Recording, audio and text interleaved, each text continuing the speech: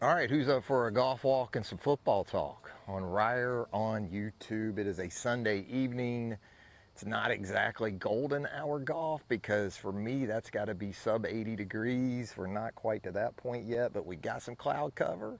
We've got some sea breeze. We're going to take on this dogleg left 485 yard par 5 out here at Deerwood. We're going to talk some quarterbacks too. We're going to talk some AFC South quarterbacks, because we're 4 or 5 days into NFL training camps, and of course we got college football camps cranking up full blast coming up this week. Really excited about the SEC and a really cool year coming up, I think, for quarterbacks in that league. We'll talk about QBs in the league where it just means more, right?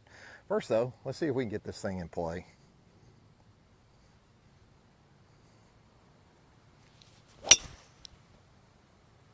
I don't think we're going to like that. It's a little bit of a sniper, but we got away with it a little bit, I think. Maybe a little bit. That was not hit extremely well. But we'll get going. We'll get a little walk going here. We got to go pick up our pawpaw tee, too. I don't know if you saw that. But, you know, in addition to the pawpaw sun sleeves now that you're seeing on your boy, we're also rocking the pawpaw tee. The pawpaw golf tee, as we'll pick it up on our way off the box here. Yeah, here it is, right here on the horizon. Pick that baby up. See if we can get you a little closer look at it. That's right. How's that look? Yeah, see, it's a little blurry, maybe too close. Yeah, more pawpaw. We don't care, you know, if it gives us an extra 2 yards even off the tee. We're going to buy 100 of them. Can't wait to get to the PGA Tour store and buy 300 more of these because I got 3 more yards off the tee. And look, you know, when you're a 15.9 handicap, you need all the help you can get.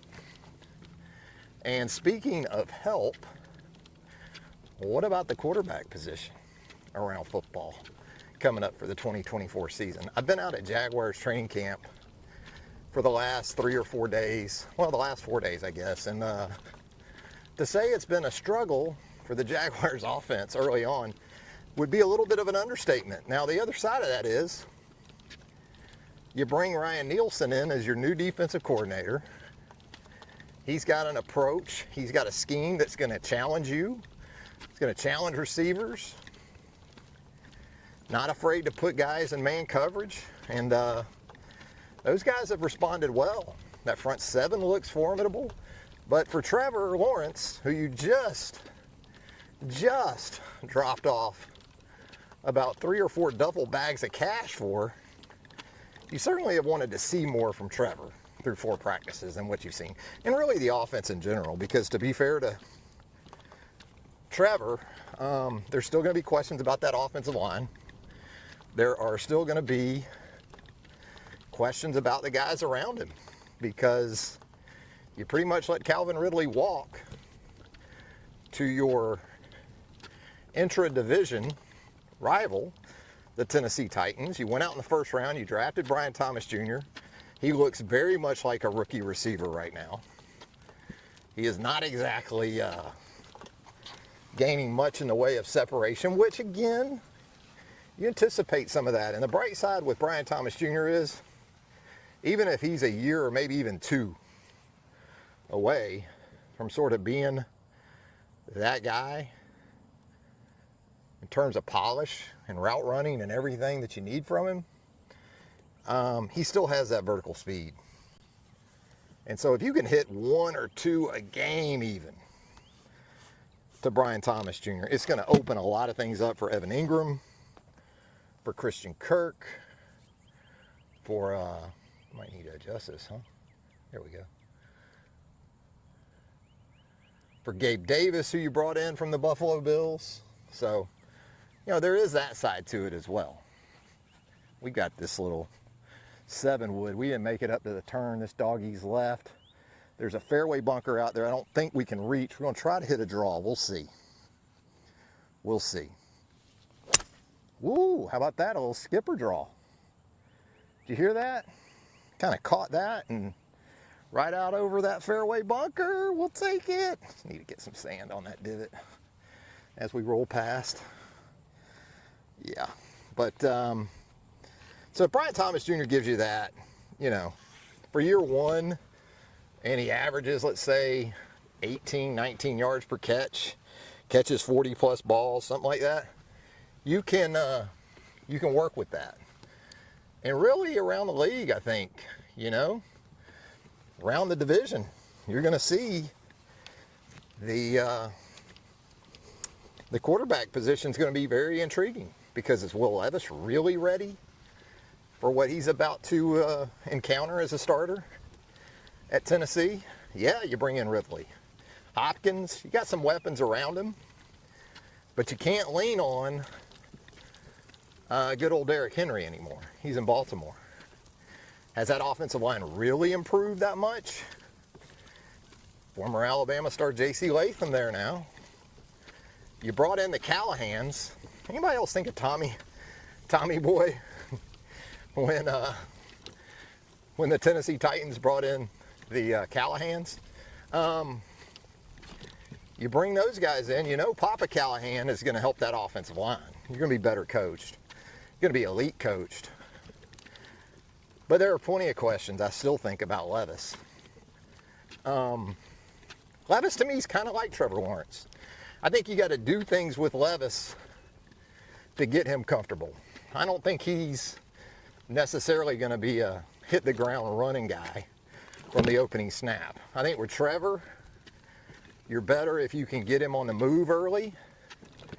And I think Will Levis is going to be somewhat like that in terms of you're going to have to build some confidence in the script for him. Now, C.J. Stroud in Houston, and he's got weapons galore now.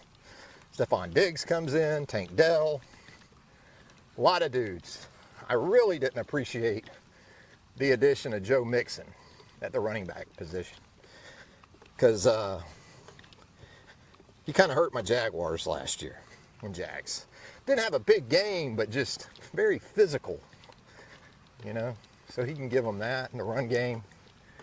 And then Indianapolis. What do we really know about Anthony Richardson at this point? And that's not just in terms of what you're thinking about with the Colts, but did we ever really know anything about him? Even at Florida. Because of injuries, because of the reluctancy of Dan Mullen to really throw him in there as much maybe back in 2021. There's still a lot of questions about Anthony Richardson. It starts with his health, but he does have Michael Pittman, and he does have Jonathan Taylor that he can lean on, and I think that offensive line's pretty damn good. So let's see. We still got a ways to go. Well, that's half-topped, but it's running, and we'll have a pitch. We can still make par here on the 485-yard par 5. Not much of a golf exhibition at this point, right?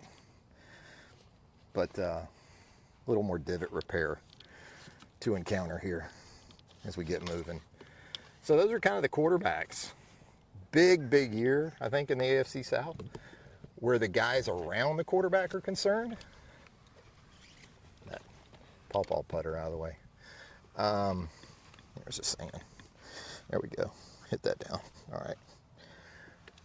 Plenty of playmakers at wide receiver around this division, but plenty of questions too. And as far as Trevor goes, as far as the early concerns, I'm not one that's going to go all in on the first 4 days of training camp when you're out there in shorts and helmets, but shouldn't that be when you're at your best, if nothing else? I understand too, defense ahead of the offense, that whole deal. But this is now a veteran quarterback. And the Jags offense has just not looked like that. And again, that's not to say that this should be a Trevor-centric situation for this offense. But you didn't pay him the money you paid him to try to 2017 this thing. And that may be the saving grace for the Jags, is that defense. Kind of like 2017 with Blake Bortles. You were able to make it to the AFC Championship game. Yeah, kind of that deal perhaps coming up with the Jags and that offense. And I do think just from a team morale and team dynamic perspective, I mean, he's your guy. He's your franchise guy. You want him hitting the ground running.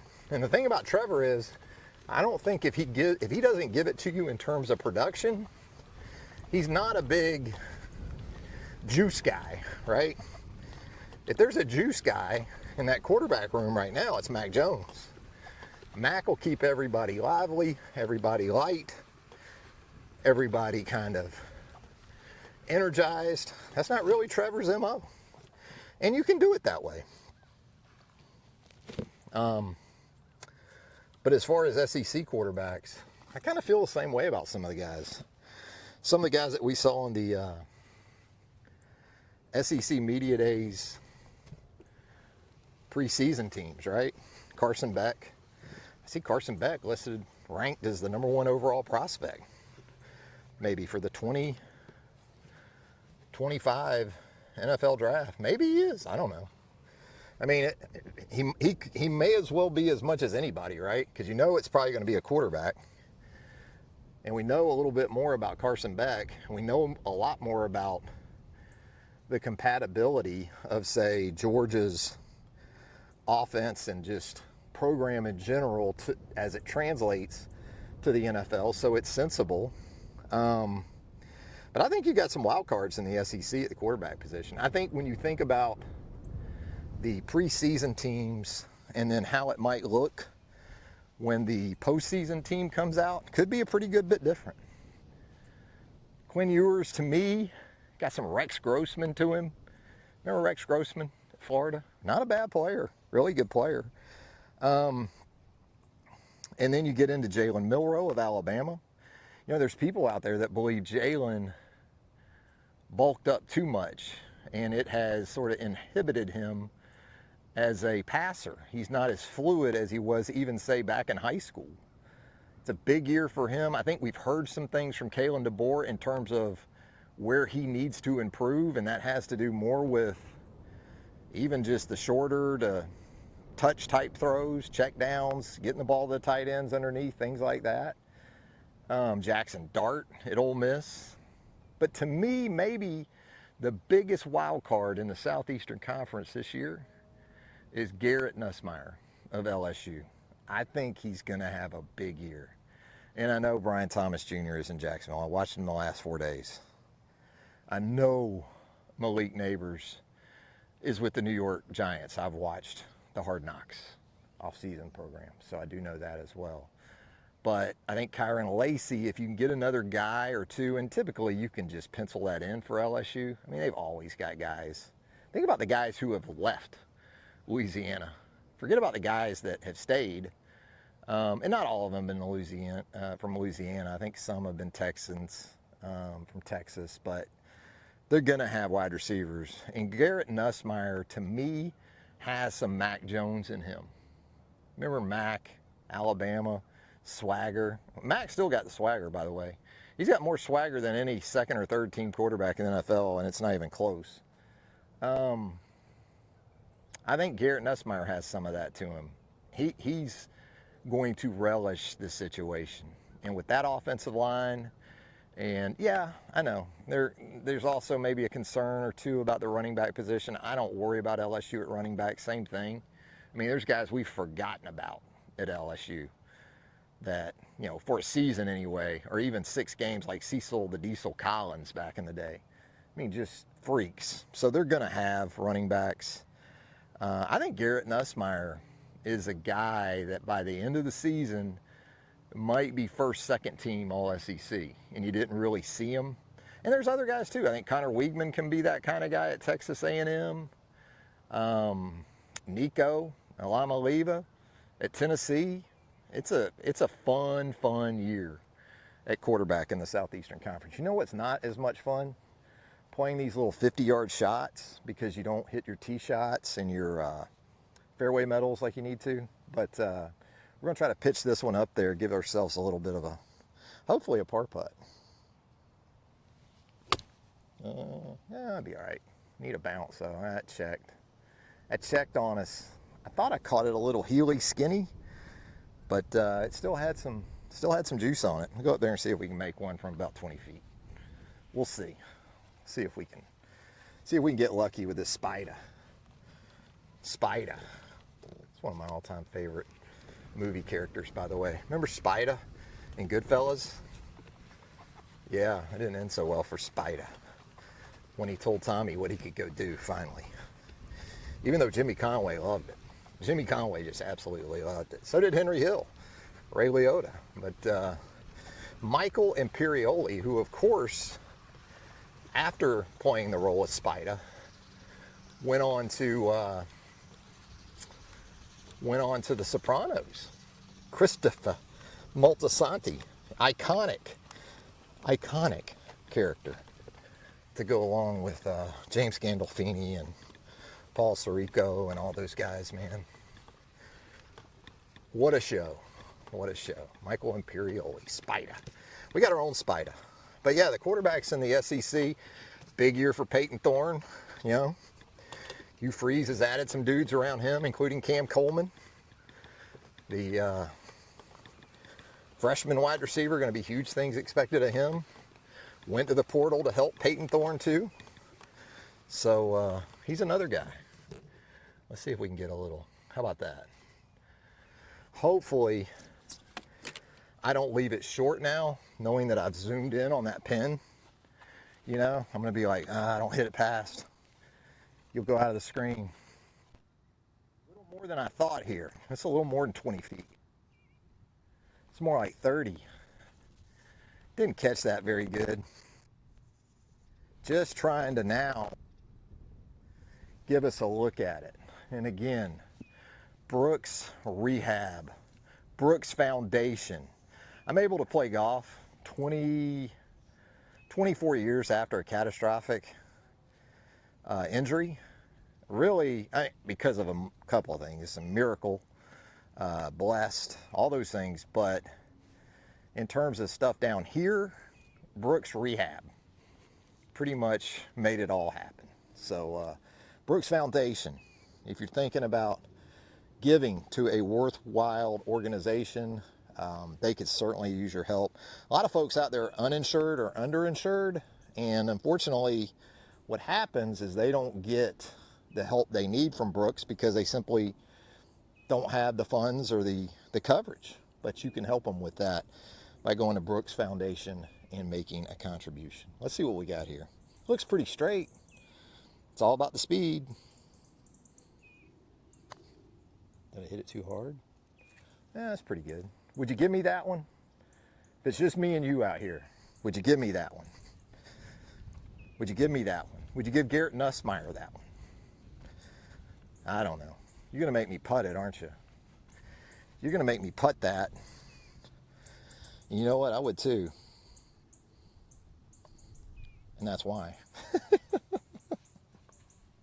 How about the whiskey hands on that one? We got to do that again. I think you already gave it to me, though. Okay, there we go. Oh, gang. Anyways. Oh, that's where you just pick it up as if there's no question about it being a gimme. And right, you just keep walking. And we're going to keep walking. We're going to head over to number, well, actually, we played 7. So we're going to play 8 now, which is a fun little par 3. But as much as anything, we appreciate you joining us here for golf walk and football talk on Ryer on YouTube. If you haven't already, subscribe to the channel, give us a like if you don't mind, turn on those notifications. You'll get all of this as it drops on Ryer on YouTube. Until next time, see you all.